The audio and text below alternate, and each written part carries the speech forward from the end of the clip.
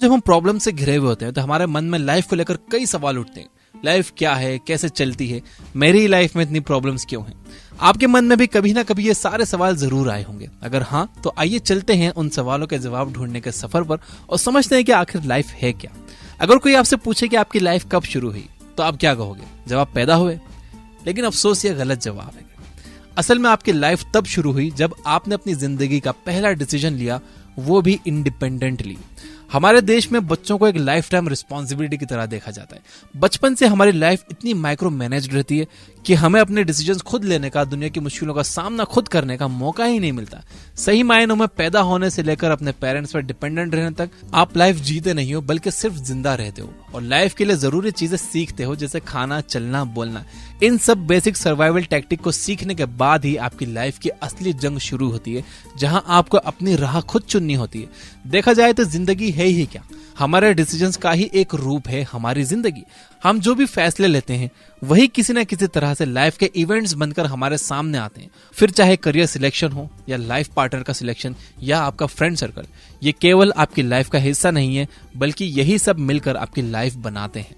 Life में से बहुत से टर्निंग पॉइंट्स आते हैं जहां आपका एक डिसीजन आपकी पूरी लाइफ बदल सकता है। इस वीडियो के एंड तक देखने के बाद आप ना सिर्फ लाइफ के आने वाले डिसीजन लॉजिकली ले पाओगे, बल्कि लाइफ के बड़ी से बड़ी प्रॉब्लम्स भी आपको छोटी लगने लगेंगी। तो आइए देखते हैं कि हमारी लाइफ कब और कैसे बदलती है।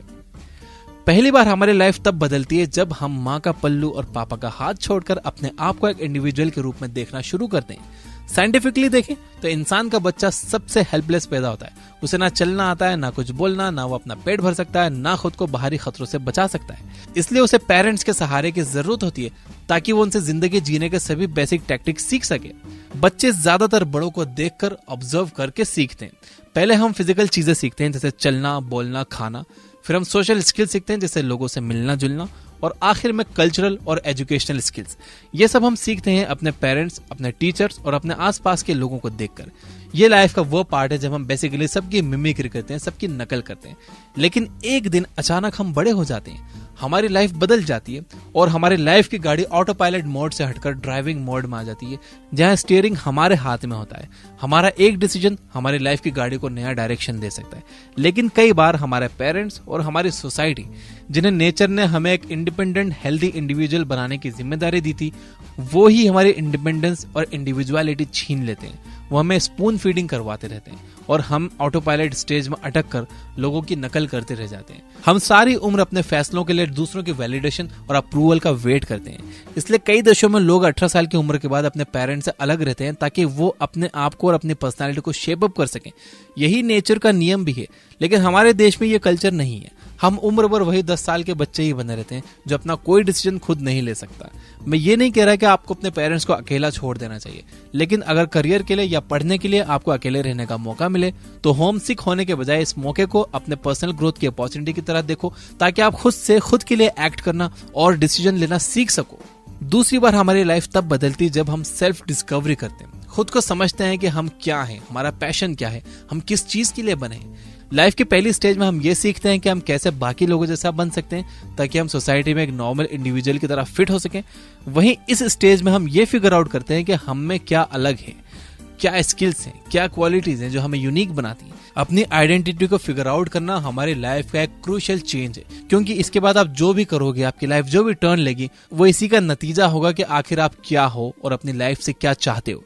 बेसिकली ये stage trial and error method की तरह है, जहां हम नई चीजें ट्राई करते हैं, जिनमें से कुछ चीजों में हमें सक्सेस मिलती है तो कुछ में फेलियर, और इस तरह पॉजिटिव चीजों को अपनाकर और नेगेटिव चीजों को एलिमिनेट करके हम वो अचीव करते हैं जिसके लिए हम बने हैं। चाइनीज फिलोसोफर कन्फ्यूशियस का एक फेमस कोट यहाँ एकदम फिट बैठता है, we have two lives and the second begins when we realise we only have one. यानी हमारे पास दो जिंदगियां हैं और दूसरी तब शुरू होती है जब हम ये रियलाइज करते हैं कि हमारे पास एक ही जिंदगी है।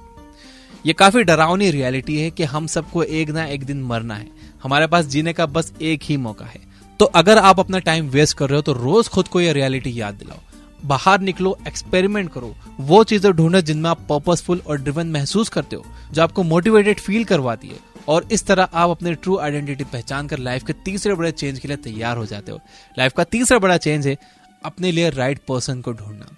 वो कौन हो जो आपके एडल्ट लाइफ में सबसे ज्यादा इंपैक्ट डालता है? आपके पेरेंट्स नहीं, आपके दोस्त नहीं, वो है आपका लाइफ पार्टनर। आपका रोमांटिक पार्टनर वो इंसान है जो आपकी लाइफ में फिजिकल, इमोशनल, मेंटल, इकोनॉमिकल और सोशल हर पर्सपेक्टिव पर असर डालता है। अमेरिका में एक रिसर्च के मुताबिक लगभग 44% लोग लाइफ में रोमांटिक रिग्रेट्स का शिकार होते हैं, जिनमें से 34% महिलाएं हैं, क्योंकि वो ज्यादा इमोशनल होती हैं। इसमें थोड़ा बहुत हाथ सोसाइटी का भी है, जिसके कारण उनकी पूरी लाइफ बस उसी एक रिलेशनशिप के इर्द गिर्द घूमती रहती है। दरअसल हम सब रोमांटिक रिलेशनशिप के लिए इतनी जल्दी में होते हैं कि बिना एक दूसरे के नीड्स को समझे ही कमिटमेंट में कूद पड़ते हैं। मूवीज और सोशल मीडिया ने रिलेशनशिप का ऐसा मैजिकल साइड शो किया है कि लोग बस दिमाग में हो रहे इस केमिकल लोचों को जन्म जन्म के प्यार का नाम दे देते हैं। सैक्रिफाइस के नाम पर खुद की इंडिविजुअलिटी खो देते हैं।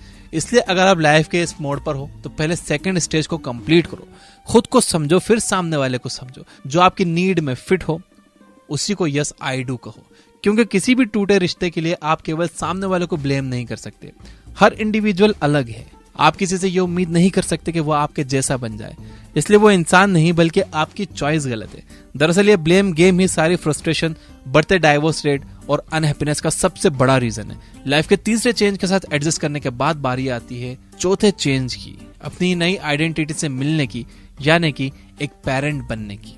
लाइफ का चौथा चेंज जब आप एक पेरेंट बनते हैं। अपने बच्चों को हाथ में लेना किसी मैजिकल मूवमेंट से कम नहीं है। जब आप अपने जीन्स को अपने बॉडी के एक सेल से बने एक नई लाइफ के रूप में अपने हाथ में देखते हो, तब आपको रियलाइज होता है कि आपके ऊपर कितनी बड़ी रिस्पॉन्सिबिलिटी है। आप चाहते हो कि आप अपने बच्चों को हर खतरे से बचा कर रखो, उसे वो सब दो जो आप एज ए चाइल्ड हासिल करना चाहते थे। आप सही मायने में एज ए ह्यूमन अपनी जर्नी तभी कंप्लीट करते हो जब आप एक पेरेंट बनते हो, क्योंकि नेचर के अकॉर्डिंग एक नई लाइफ को क्रिएट करना ही लाइफ का अल्टीमेट गोल है। जानवर से लेकर पेड़ पौधे सब लाइफ क्रिएशन साइकिल को कंप्लीट करने में लगे, लेकिन वो इस बात को समझते हैं कि उन्हें अपने बच्चों को कितना और कब तक सिखाना है। जब एक शेरनी शिकार करने के सारे गुर अपने बच्चों को सिखा देती है तो वो उसे घने जंगल में अकेले शिकार करने के लिए छोड़ देती है। लेकिन हम इंसान एक कॉम्प्लेक्स वायरिंग से बने हैं। जिस ब्रेन पावर की वजह से हम इस प्लैनेट पर राज करते हैं और अपने आप को सुप्रीम क्रिएशन मानते हैं, वही हमारे दुखों का सबसे बड़ा कारण होती है। हम ये समझ ही नहीं पाते कि हमारे बच्चे हमारी रिस्पॉन्सिबिलिटी हैं, हमारे पोजीशन नहीं है, हम उनके मालिक नहीं है, हम उन्हें ऑन नहीं करते हैं। जिस दिन आप अपने बच्चों को वो सब सिखा दो जो आपको आता है, उस दिन उन्हें खुले आसमान में अपने पंख फैलाने के लिए छोड़ दो, ताकि वो भी उड़ना सीख सकें और अपनी काबिलियत के हिसाब से उड़ान भर सकें। और फिर आता है लाइफ का एक और बड़ा इमोशनल चेंज, पांचवा चेंज, जब आपके बच्चे बड़े हो जाते हैं और अपना परिवार बना लेते हैं। कहते हैं a man become a real man when his father dies. ये एक मेटाफोर है। यह डाइज का लिटरल मीनिंग मरना नहीं है। यहाँ मतलब है पापा के बिना अपनी आइडेंटिटी बनाने की कोशिश करना। फादर वो इंसान है जो आपके और दुनिया के बीच में एक ढाल बनकर खड़ा रहता है। बाप के कंधे पर बैठकर हर किसी को दुनिया रंगीन ही लगती है, लेकिन जिस दिन आप घर से बाहर कदम रखते हो, आपका एहसास होता है कि दुनिया कितनी अनप्रिडिक्टेबल है। इंडिविजुअलिटी की इस जर्नी में अपना पहला कदम रखना जितना मुश्किल एक बच्चे के लिए होता है, एक पेरेंट होने के नाते आपके लिए भी अपने बच्चे को अकेला छोड़ देना उतना ही मुश्किल होता है। आपका इमोशनल ब्रेन इस बात के लिए राजी ही नहीं होता। इसलिए बहुत से पेरेंट्स बच्चों को लेकर ओवर प्रोटेक्टिव होते हैं। उनकी ये फीलिंग उन्हें पॉजिटिव और कमांडिंग बना देती है। लेकिन अपने बच्चों को बाय कहना जरूरी है, ताकि वो भी अपने आप को ढूंढ कर वो जर्नी कंप्लीट कर सके जिससे आप गुजरे थे। आप जितनी पॉजिटिवली इस सिचुएशन से डील करोगे, आपके और आपके बच्चे के लिए उतना ही अच्छा होगा। ये एक मुश्किल फेज है, इसलिए भी क्योंकि पिछले 20-22 साल से आप केवल एक पेरेंट की जिंदगी जी रहे हो। उठते बैठते सोते जागते हर काम से पहले और उसके बाद अगर आपने कुछ सोचा है तो सिर्फ अपने बच्चों के बारे में। आज जब अचानक वो एक अलग परिवार बनाकर एक अलग इंडिविजुअल की तरह जीने जा रहा है, तो आपकी आइडेंटिटी खतरे में पड़ जाती है। आप समझ ही नहीं पाते कि आप क्या हो, आपको क्या करना चाहिए। जब आप डायपर, कपड़े और स्कूल बुक्स के बारे में सोच रहे थे, तब तक दुनिया इतनी बदल जाती है कि आप खुद को उसमें फिट करके बच्चों से अलग अपनी दुनिया बसाने से डरते हो। ये वाकई लाइफ का बहुत मुश्किल और इमोशनल फेज है। अगर आप खुद इस फेज में हो तो आपको इसे एक्सेप्ट करना होगा। याद कीजिए, कभी आप भी बच्चे थे, आपने भी एक दिन अपनी अलग पहचान बनाई थी। आज आपके बच्चे की बारी है। वही साइकिल दोबारा रिपीट हो रही है और आप जितनी आसानी से इसे लेट गो करोगे, आपके आगे की लाइफ उतनी ही अच्छी जाएगी। आपको ये मानना होगा कि अब आपके बच्चे आप पर डिपेंडेंट नहीं है। अगर कोई आपके पास है तो वो है आपका पार्टनर। उसी के साथ अब आपको आगे की लाइफ जीनी है। कहते हैं कि age is just a number, इसलिए चाहे आप 55 के हो या 60 के, आज भी आप और आपका पार्टनर घूम सकते हो। वो सब कर सकते हो जो आपने पेरेंट्स बनने के बाद से नहीं किया था। और अगर आप एक बच्चे हो जिसका एक इंडिपेंडेंट इंडिविजुअल बनने का टाइम आ गया है, तो आपका ये फर्ज बनता है कि अपने पेरेंट्स को समझो। उन्हें इस बात का एहसास करवाने के बजाय कि दुनिया कितनी आगे बढ़ गई है और वो पीछे रह गए, उन्हें ये बताओ कि वो अभी भी इस दुनिया में फिट हो सकते हैं। पेरेंट हमेशा अपने बच्चों की नजरों में हीरो बनकर रहना चाहते हैं, इसलिए अपनी आंखों में उनके लिए हमेशा रिस्पेक्ट बनाए रखो, उन्हें खुशी मिलेगी। एट लास्ट बस इतना कहूंगा कि लाइफ में अगर कुछ जरूरी है तो वो है इनर पीस। आप बचपन से आज तक बस भागते आए हो, लेकिन शायद आपको यह एहसास नहीं था कि आप किस चीज के लिए भाग रहे थे। वो पैसा, पावर या ऐशो आराम नहीं, बल्कि शांति है। और आज जब आपके पास सब कुछ है, आपने अपने सारे फर्ज पूरे कर दिए, तो अब बारी है अपनी तलाश खत्म करके शांति के साथ जीने की। चाहे आप लाइफ में किसी भी स्टेज पर हो, आपकी लाइफ में जो भी प्रॉब्लम्स हो, उन्हें बस एक बार शांति से बैठकर जूम आउट करके देखो कि आप अभी किस स्टेज में हो। इस वीडियो को देखने के बाद आपको ये रियलाइज होगा कि आपकी प्रॉब्लम बस आपकी लाइफ के एक स्टेज का छोटा सा हिस्सा है, आपकी पूरी लाइफ नहीं है। आपकी लाइफ में अभी भी और भी बहुत कुछ होना बाकी है। और जब आप लाइफ को एक बिग पिक्चर की तरह देखना शुरू कर दोगे, तो आपको आपकी प्रॉब्लम्स बहुत छोटी लगने लगेंगी। चाहे मार्केट क्रैश हो, नुकसान हो, गलत करियर चॉइसेस हो या गलत पार्टनर चॉइस, आपकी पीसफुल लाइफ बस आपके एक डिसीजन से दूर है। So accept the change because you only live once. और क्योंकि आपने इस वीडियो को लास्ट तक देखने के लिए अपना कीमती वक्त दिया है, तो आपके लिए एक स्पेशल टिप। हर किसी की लाइफ का एक गोल्डन पीरियड होता है जिसमें आप फिजिकली और मेंटली सबसे ज्यादा स्ट्रांग होते हो, आप स्मार्ट, कनेक्टेड और मोटिवेटेड होते हो। अगर आप भी अपने गोल्डन फेज में हो, तो ये ध्यान रखो कि आप इस स्टेज में हमेशा नहीं रहने वाले। जल्द ही ये वक्त चला जाएगा, इसलिए इसे बिल्कुल वेस्ट ना करो। इस टाइम का इस्तेमाल करने का तरीका ही किसी को बिलियनर तो किसी को एक आम एम्प्लॉय बनाता है। उम्मीद करता हूँ कि अब आप शायद लाइफ के मैथ्स को थोड़ा समझ गए होंगे। अगर वीडियो पसंद आया हो तो इसे लाइक जरूर करना, अपने सभी दोस्तों के साथ शेयर जरूर करना। चैनल को सब्सक्राइब नहीं किया है तो सब्सक्राइब कर लेना, घंटी मंटी नहीं दबाई तो दबा देना।